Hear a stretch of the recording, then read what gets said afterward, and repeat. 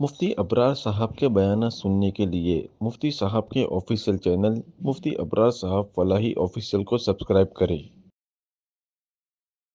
اعوذ باللہ من الشیطان الرجیم بسم اللہ الرحمن الرحیم اولئک الذین يدعون يبتغون إلى ربهم الوسيلة أيهم أقرب ويرجون رحمته ويخافون عذابه إن عذاب ربك كان محذورا وإن من قرية إلا نحن مهلكوها قبل يوم القيامة أو معذبوها عذابا شديدا كان ذلك في الكتاب مسطورا صدق الله العظيم۔ یہی وہ لوگ ہیں جو اپنے رب کو پکارتے ہیں اور اپنے رب سے وسیلہ طلب کرتے ہیں کہ کون ہے ان میں اللہ تبارک و تعالی سے زیادہ قریب ہونے والا، اور وہ اپنے رب کی رحمت کے امیدوار رہتے ہیں اور اپنے پروردگار کے عذاب سے ڈرتے ہیں۔ بے شک تیرے رب کا عذاب ہے ہی ایسی چیز کہ اس سے ڈرا جاوے، اور نہیں ہے کوئی بستی مگر یہ کہ ہم اس کو ہلاک کرنے والے ہیں قیامت سے پہلے، یا اس کو سخت عذاب میں مبتلا کرنے والے ہیں، اور یہ بات لوح محفوظ میں کتاب میں لکھی ہوئی ہے۔ سورہ بنی اسرائیل کی 57 اور 58 نمبر کی آیت کریمہ ہے۔ ان آیتوں میں اللہ تبارک و تعالی نے شرک کے متعلق کچھ باتوں کو ذکر کیا ہے، جیسا کہ ہم نے اس سے اوپر والی آیت کریمہ اور ان دونوں آیتوں کی تفسیر کے متعلق بخاری شریف کی وہ روایت سنی جس میں رسول اللہ صلی اللہ علیہ وسلم نے مشرکین مکہ کو اس بات سے روکا کہ وہ لوگ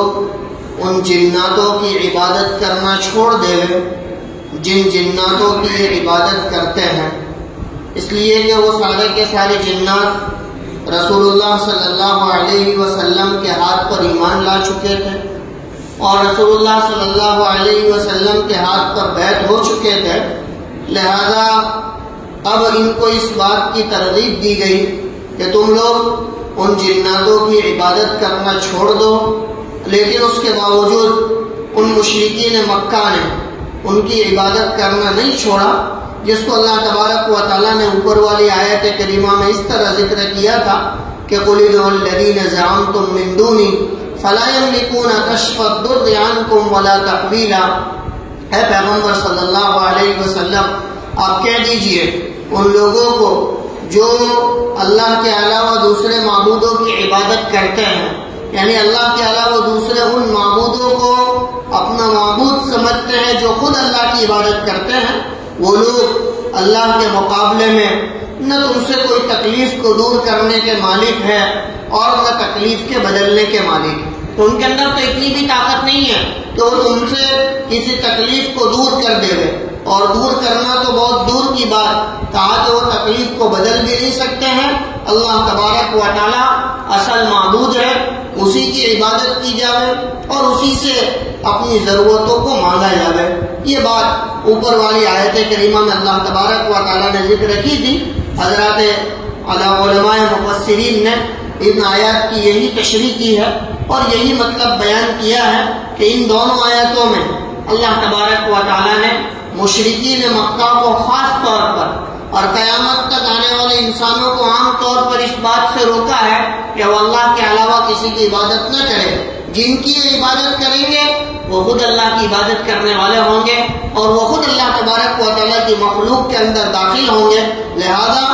اے ایسی ذات کی عبادت کی جاوے جو خالق ہے اور اس کی ساری مخلوق ہے، بلکہ اس کے اللہ تبارک و تعالیٰ کے خالق ہونے پر ایمان اور یقین بھی رکھا جاوے۔ اسی وجہ سے آگے والی آیت کے اندر اللہ تبارک و تعالیٰ نے یہ بات ذکر کی کہ اولئک الذین یدعون یبتغون الی ربہم الوسیلہ، کہ جن لوگوں کو یہ پکارتے ہیں،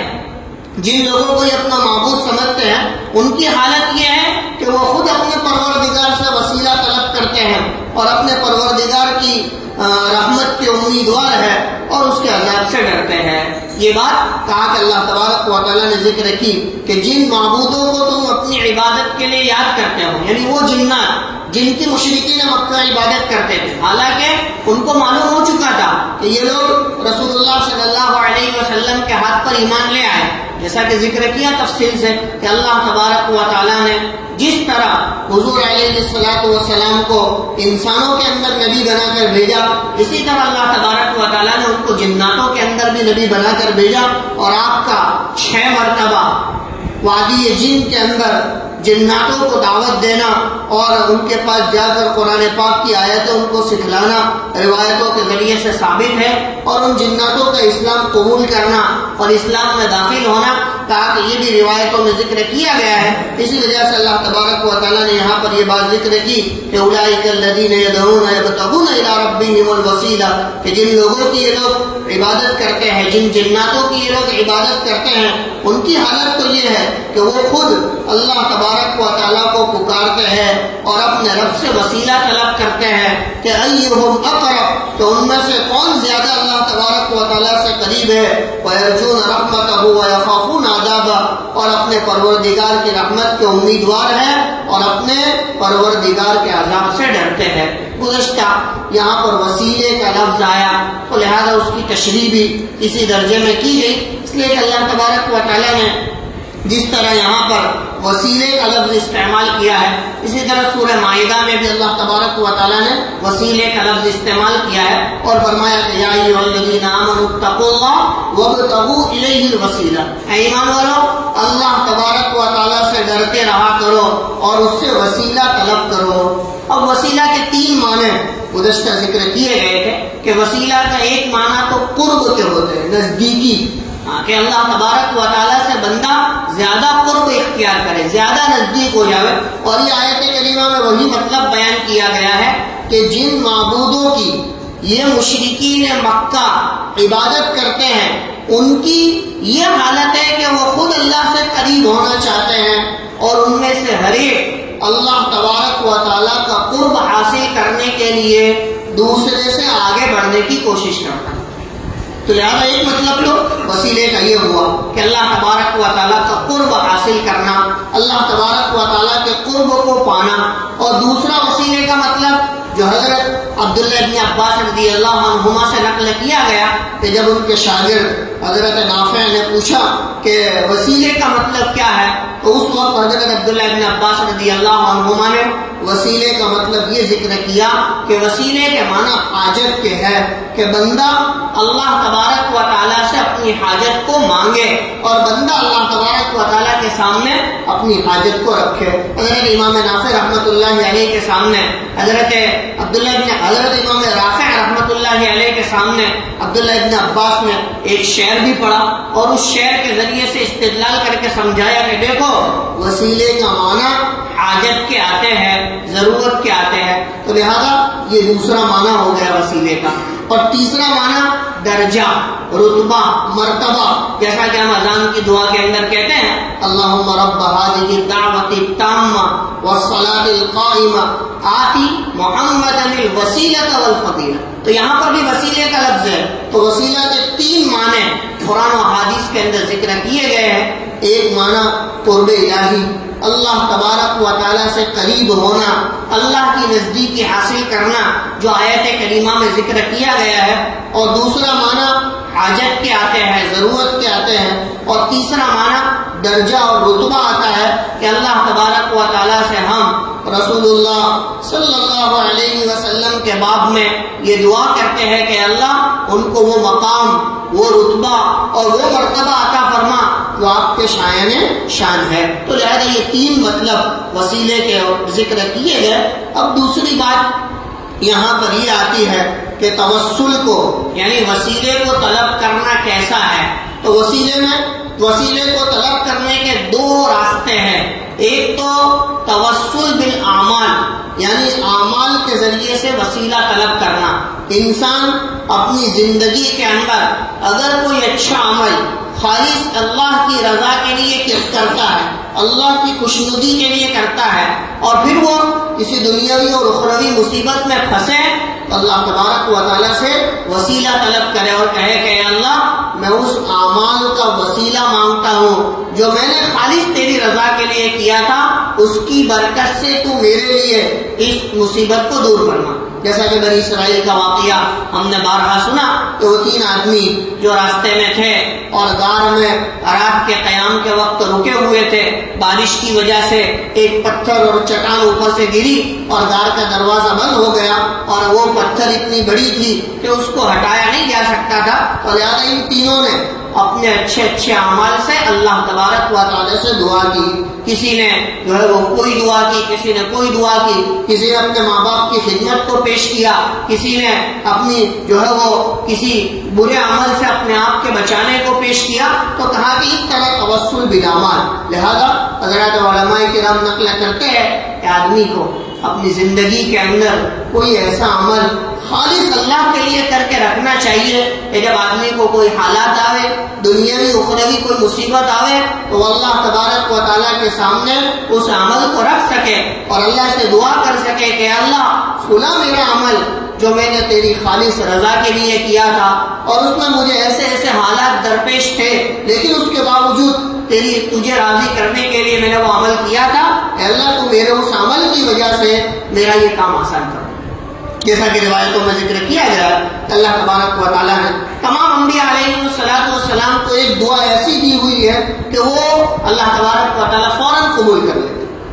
دعائے مستجاب جس کو کہا جاتا ہے۔ اللہ کے نبی صلی اللہ علیہ وسلم ایک روایت میں یوں ذکر کرتے ہیں کہ اللہ رب العزت نے ہر نبی کو ایک دعا دی، اور ان نبیوں نے اپنی دعا کا استعمال کر لیا، اپنی دعا کو اللہ تبارک و تعالیٰ سے قبول کروا لی، تاکہ مجھے بھی ایک دعا دی گئی تھی، لیکن میں نے اس دنیا کے اندر اللہ تبارک و تعالیٰ سے وہ دعا قبول نہیں کروائی۔ میں قیامت کے دن جب میدان حشر میں سارے کے سارے لوگ جمع ہوں گے اور وہاں پر اللہ تبارک و تعالیٰ سے اس دعا کو قبول کروانے کا وعدہ مجھ سے کیا گیا ہے، میں اللہ سے وہ دعا کروں گا، اور اللہ تبارک و تعالیٰ مجھ سے اس دعا کے وعدے کی بنیاد پر میری امت کے ایک بہت بڑے مجمع کو جہنم سے نکال کر جنت میں داخل فرمائیں گے۔ تو لہذا انسان کا کوئی عمل اللہ تبارک و تعالیٰ کے یہاں ایسا ہونا چاہیے کہ جو اس کے لیے نجات کا ذریعہ بنے یا اس کے لیے مصیبت کے وقت تکلیف کے دور ہونے کا ذریعہ بنے۔ اکابر کا یہ معمول ہوتا ہے کہ وہ اپنی عبادتوں کو اور عبادتوں کی خاص مقدار کو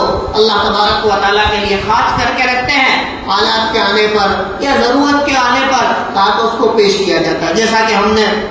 حضرت ٹیپو سلطان شہید رحمت اللہ علیہ کے بارے میں سنا کہ جب انہوں نے میسور کی جامع مسجد بنائی، اتنی بڑی جامع مسجد بنائی، اور اس کی افتتاح کے لیے عصر کا وقت طے کیا گیا کہ عصر کی نماز سب سے پہلی ہوگی اور سب سے پہلی نماز ہی عصر کی پڑھائی جائے گی، اور اس وقت حضرت نے اعلان کیا کہ وہی آدمی امامت کے لیے آگے بڑھے گا جو صاحب ترتیب ہو۔ کہ صاحب ترتیب کہا جاتا ہے کہ جس کی بالغ ہونے کے بعد سے لے کر کبھی کوئی نماز قضا نہ ہوئی ہو، اور اس کا دوسرا درجہ یہ ہے کہ بالغ ہونے کے بعد کبھی کوئی نماز خدا نخواستہ قضا ہوئی بھی ہو تو وہ اس کو ادا کر چکا ہو، یعنی اس کی قضا اس نے کر لی ہو، اس کے ذمہ اس کے سر پہ باقی نہ ہو، اس کو صاحب ترتیب کہا جاتا ہے۔ لہٰذا حضرت ٹیپو سلطان شہید رحمت اللہ علیہ نے یہ اعلان کیا کہ بھائی ہمارے یہاں وہی آدمی عصر کی نماز پڑھانے کے لیے کھڑا ہوگا جو صاحب ترتیب ہو، یعنی اس کی کبھی کوئی نماز قضا نہ ہوئی ہو۔ سارا کا سارا مجمع جو ہے وہ ایسے ہی کھڑا رہا، کوئی آگے نہیں بڑھا، پھر خود آگے بڑھے اور انہوں نے عصر کی نماز پڑھائی۔ اور نماز پڑھانے کے بعد پھر کھڑے ہو کر کہا کہ یہ میں اپنا راز آج فاش کرنا نہیں چاہتا تھا، لیکن اللہ تبارک و تعالیٰ کو یہی مقدر میں ہوگا اور منظور ہوگا۔ لہذا لوگوں کے سامنے یہ بات واضح ہو گئی اور لوگوں کے سامنے یہ بات کھل گئی کہ بالغ ہونے کے بعد سے لے کر آج تک میری کوئی نماز قضا نہیں ہوئی ہے اور میں ہمیشہ صاحب ترتیب رہا ہوں۔ تو لہذا آدمی کا کوئی عمل ایسا ہوتا ہے تو بسا اوقات کام کے وقت یا کوئی ایسے موقع پر کام آ جاتا ہے، لہذا آدمی کو اپنے اعمال کے ذریعے سے اللہ تبارک و تعالیٰ سے وسیلہ طلب کرنا چاہیے۔ اور وسیلے کا دوسرا طریقہ کہ آدمی اللہ تبارک و تعالیٰ سے اپنے دنیا کے لوگوں میں سے کسی سے وسیلہ طلب کرے۔ تو وسیلہ طلب کرنے کی دو صورتیں، ایک تو زندوں سے وسیلہ طلب کرنا، یعنی جو لوگ دنیا کے اندر موجود ہیں۔ اللہ کے نبی صلی اللہ علیہ وسلم کی حیاتی میں صحابہ کرام رضی اللہ عنہم حضور علیہ الصلوۃ والسلام کا وسیلہ طلب کرتے تھے اور اللہ سے کہتے تھے کہ اے اللہ تیرے حضور علیہ السلام کی وجود کی برکت سے، ان کے یہاں پر موجود ہونے کی برکت سے ہمارا یہ کام آسان فرما۔ جب قحط پڑتا تھا یا کوئی ایسی مصیبت آتی تھی تو صحابہ کرام رسول اللہ صلی اللہ علیہ وسلم کی موجودگی میں ان سے وسیلہ طلب کرتے تھے، اور یہی عمل حضرت عمر رضی اللہ تعالیٰ عنہ نے بھی کیا۔ اپنے دور خلافت کے اندر جب قحط پڑا تو حضور علیہ السلام وصال فرما چکے تھے، پردہ فرما چکے تھے، تو آپ نے دعا کے اندر آپ کے چچا یعنی حضرت عباس رضی اللہ عنہ کا وسیلہ طلب کیا اور اللہ سے کہا اے اللہ نبی اکرم صلی اللہ علیہ وسلم کے چچا سے ہم وسیلہ طلب کرتے ہیں کہ اللہ تو ان کی برکت سے، ان کے موجود ہونے کی برکت سے آپ ہمارے لیے بارش برسائیے۔ لہذا مانگا جائے گا تو اللہ ہی سے، اللہ تبارک و تعالیٰ کی ضرورت پوری کریں گے، لیکن ان کے نیک اعمال کا واسطہ، نیک شخصیت کا واسطہ تو کہا شریعت میں اس کی بھی گنجائش ہے اور اجازت ہے۔ اور دوسرا جو لوگ دنیا سے چلے گئے، جو دنیا میں موجود نہیں ہے، ان سے وسیلہ طلب کرنا تو کہا کہ شریعت میں اس کی بھی گنجائش ہے، اس کو بھی جو ہے مانگا جا سکتا ہے۔ لہذا ترمذی شریف کی روایت ہے، حضرت عثمان ابن حنیف رضی اللہ تعالیٰ عنہ روایت کرتے ہیں کہ ہم رسول اللہ صلی اللہ علیہ وسلم کے دنیا سے پردہ فرما جانے کے بعد بھی ہم آپ کی قبر اطہر کے پاس ہوتے اور ہم اللہ تبارک و تعالیٰ سے وسیلہ طلب کرتے کہ رسول اللہ صلی اللہ علیہ وسلم کے برکت سے آپ ہمارے یہ کام کو آسان فرما دیجئے۔ جیسا کہ فضائل اعمال میں بھی ہم نے سنا ہوگا کہ بہت سارے لوگ وہاں پر پہنچتے تھے اور وہاں رسول اللہ صلی اللہ علیہ وسلم کی ذات کو واسطہ بناتے تھے اور ان سے مانگتے تھے۔ تو لہذا زندوں سے بھی وسیلہ طلب کیا جا سکتا ہے اور مردوں سے بھی وسیلہ طلب کیا جا سکتا ہے، لیکن شرط یہ ہے کہ مانگا جاوے اللہ سے، اللہ کے علاوہ کسی سے مانگنے کی گنجائش نہیں ہے۔ اسی وجہ سے کہا کہ وہ بہت سارے وظائف جو لوگوں کے اندر مشہور ہے اور لوگ اس وظائف کو بہت قیمتی سمجھتے ہیں، حالانکہ وہ وظائف شرکیہ کلمات پر جو ہے مشتمل ہوتے ہیں، آدمی جو ہے وہ شرک کے اندر مبتلا ہو جاتا ہے۔ لہذا آدمی کو چاہیے کہ احتیاط کرے، ہو سکے تو اللہ ہی کی ذات سے مانگے، اگر آدمی کو شرح صدر نہیں ہوتا تو صرف اللہ سے مانگے، اللہ کے علاوہ کسی کا واسطہ اور وسیلہ نہ بناوے، یہ سب سے اعلیٰ و اونچا درجہ ہے۔ اور اگر حضور علیہ السلام کو، صحابہ کرام کو، انبیاء علیہ السلام کو، اولیاء اللہ کو وسیلہ بنانا چاہے تو ان کو بھی وسیلہ بنا سکتا ہے، واسطہ بنا سکتا ہے، لیکن مانگے گا اللہ تبارک و تعالیٰ ہی سے۔ لہذا فرمایا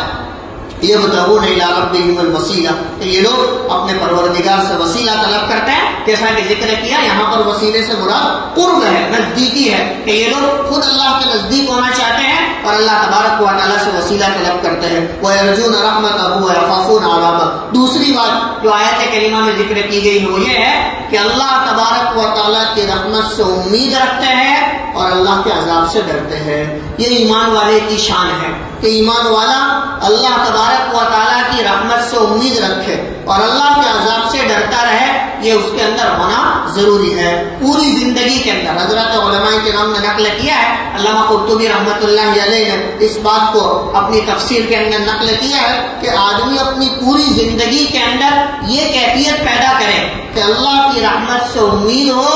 اور اللہ کے عذاب سے ڈرتا ہو، یعنی عمل کرے تو اس نیت سے کرے کہ میرا رب اسے قبول کرے گا اور مجھے اس کا بہترین بدلہ عطا فرمائے گا، اور اللہ کے عذاب سے ڈرتا بھی ہو کہ میرا رب بہت زبردست ہے، طاقتور ہے، اس کے عذاب سے مجھے ڈر اور خوف ہے۔ یہ دونوں چیزیں بندے مومن کے اندر ہونا ضروری ہے۔ اور موت کے وقت آگے جب آدمی کا آخری وقت ہو یا اس کو ایسا محسوس ہو جائے کہ میرا آخری وقت ہے، تو کہا کہ آخری وقت میں امید غالب ہونی چاہیے۔ کہ آدمی کے اندر اللہ کی ذات سے امید غالب ہو کہ نہیں میرا پروردگار میری مغفرت کر ہی دے گا اور میرا رب مجھے بخش ہی دے گا، میں اپنے رب سے امید کرتا ہوں۔ اسی وجہ سے حدیث پاک کے اندر ذکر کیا گیا کہ ایک مرتبہ نبی اکرم صلی اللہ علیہ وسلم اپنے کسی صحابی کی ملاقات کے لیے گئے اور ان کا آخری وقت تھا۔ حیات الصحابہ کے اندر یہ روایت نقل کی گئی ہے، تو ان کا آخری وقت تھا اور ان سے جا کر رسول اللہ صلی اللہ علیہ وسلم نے پوچھا کہ کیسا محسوس کر رہے ہو، انہیں کیسا پا رہے ہو اپنے آپ کو؟ تو کہا کہ میں اللہ تبارک و تعالیٰ سے اس کی رحمت کا امیدوار ہوں اور اللہ تبارک و تعالیٰ کے عذاب سے ڈرتا ہوں، خوف ہوں، یعنی دونوں چیزیں میرے اندر موجود ہے۔ اللہ کے رسول صلی اللہ علیہ وسلم نے فرمایا یہی ایمان ہے، یہی ایمان ہے کہ بندے کے اندر اللہ کی رحمت سے امید بھی ہو اور اللہ کے عذاب سے خوف بھی ہو۔ اسی وجہ سے فرمایا الایمان بین الرجاء والخوف، کہ ایمان تو نام ہے امید اور خوف کے درمیان کا۔ بندہ اللہ تبارک و تعالیٰ سے امید بھی رکھتا ہو اور اللہ کے عذاب سے ڈرتا ہو، یہ چیزیں آدمی کو عبادت کے اندر اکساوے گی، عبادت کے اندر اس کو اور زیادہ مزہ آئے گا، اور اللہ سے خوف ہوگا تو آدمی ڈرے گا اور ڈر کر عبادتوں کے اندر اپنے آپ کو لگا۔ جب امید بہت زیادہ غالب ہوگی اور خوف بالکل نہیں ہوگا تو عبادتوں میں سستی آ جائے گی، کاہلی آ جائے گی، اور خوف بہت زیادہ غالب ہوگا اور امید کم ہوگی تو نا امید ہو کر عبادتوں کو چھوڑ دے گا، آدمی جو ہے وہ عبادت میں نہیں لگے گا۔ لہذا ایمان کا اصل درجہ اور رتبہ تو یہ ہے کہ بندہ عبادت بھی کرے اور اللہ تبارک و تعالیٰ سے امید بھی رکھے، اور بندہ عبادتوں کے ساتھ ساتھ اللہ کے عذاب سے ڈرتا بھی رہے۔ ایسا نہ ہو کہ عبادت بھی نہ ہو اور اللہ کی ذات سے امید بہت زیادہ ہو تو اس کو تو بے وقوف کہا گیا۔ حدیث میں آتا ہے الکیس من دان نفسه وعمل لما بعد الموت والعاجز من اتبع نفسه هواها وتمنى على الله، کہ عقل مند، ہوشیار، چالاک وہ آدمی ہے کہ جو مرنے کے بعد آنے والی زندگی کے لیے تیاری کرے اور اس کے لیے عمل کرے، اور بے وقوف ہے، پاگل ہے، مجنون ہے ایسا آدمی کہ جو اپنی خواہشات والی زندگی گزارتا ہو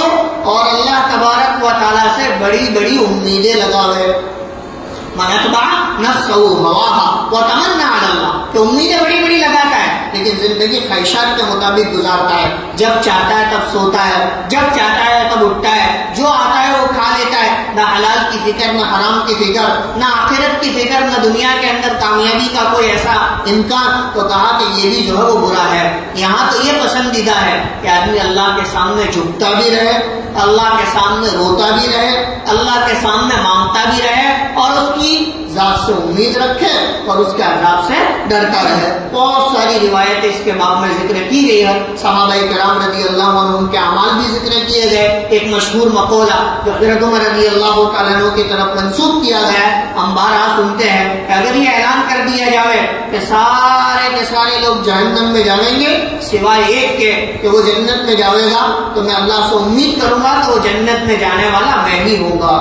کہ اللہ سے یہ امید کروں گا کہ جو جائے گا جنت میں کہ میں ہوں۔ اور ایک طرف یہ اعلان کیا جائے کہ سارے کے سارے لوگ جنت میں جاویں گے سوائے ایک کے کہ وہ جہنم میں جاوے گا، تو میں ڈروں گا اللہ تبارک و تعالیٰ سے کہ کہیں میں اس میں داخل نہ ہوں۔ تو اسی کا نام ایمان ہے کہ آدمی اللہ تبارک و تعالیٰ کی رحمت سے امید بھی رکھے اور امید رکھتے ہوئے عبادتوں میں اپنے آپ کو لگاوے اور اللہ کے عذاب سے ڈرتا رہے تاکہ وہ گناہوں سے اپنے آپ کو بچا سکے۔ کہ امید عبادتوں میں لگاتی ہے اور خوف گناہوں سے بچاتی ہے۔ کہ آدمی کو امید ہوگی فجر کی نماز میں آدمی اٹھ کر آئے گا،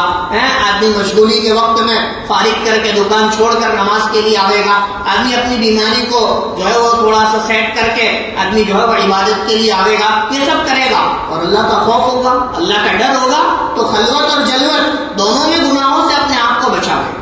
یعنی گناہوں سے اپنے آپ کو دور رکھے گا۔ اور اس دور میں کہا کہ گناہوں سے بچانا آدمی کے لیے اپنے آپ کو بہت ضروری ہے، تاکہ ایمان والا اپنے آپ کو اللہ تبارک و تعالیٰ کا ایسا ڈر اور خوف دلوں کے اندر بٹھاوے کہ وہ اس کو کم از کم گناہوں سے بچا سکے۔ لہذا فرمایا کہ وہ نیک لوگ جن سے یہ لوگ وسیلہ جن کی یہ عبادت کرتے ہیں ان کی حالت تو یہ ہے کہ وہ اپنے رب کی رحمت سے امید رکھتے ہیں اور اپنے رب کے عذاب سے ڈرتے ہیں۔ کیوں ڈرتے ہیں؟ ان عذاب ربک کان محذورا، بے شک تیرے رب کا عذاب تو ہے ہی ایسی چیز کہ جس سے ڈرا جاوے۔ اللہ تبارک و تعالیٰ سے دعا ہے اللہ ان آیتوں کو صحیح معنی میں ہمیں سمجھنے کی توفیق عطا فرمائے، اور جو باتیں ذکر کی گئی اللہ ہم سب کو اس پر 100% ساتھ عمل کرنے کی توفیق عطا فرماوے. وآخر دعوانا الحمدللہ.